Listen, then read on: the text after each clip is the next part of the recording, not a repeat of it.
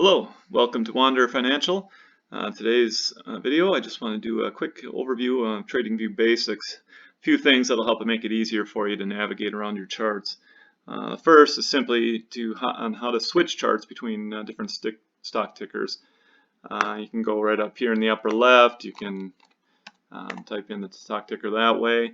You can also go over to your watch list on the right side, click anything, that'll bring it right up.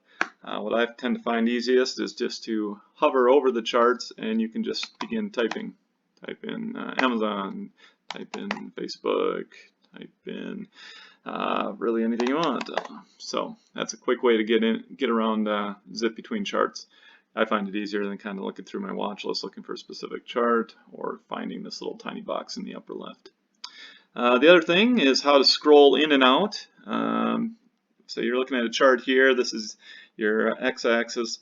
You can just take two fingers on your trackpad and you can quickly, well, if you scroll down with your two fingers, it'll zoom in. Scroll up, it'll zoom out.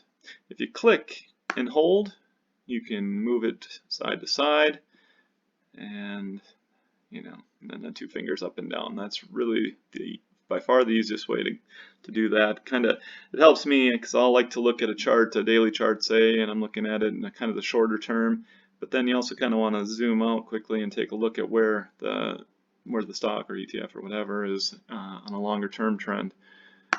So you can easily do that with the two fingers.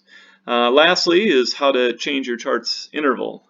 Simply how big your candles are going to be. Right now I'm looking at a daily chart. You can see that evidenced by the D here. You can go in the upper left and you can choose the different time periods, 5-minute chart, 1-hour chart, whatever. The easier way though is to hover over the chart, click comma, D for daily, comma M for monthly, comma 5 for 5 minutes, comma 1 for 1 minute.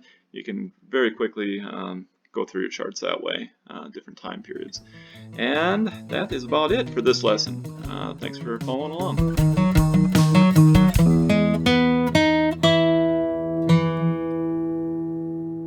Thanks for watching, and don't forget to hit that subscribe button.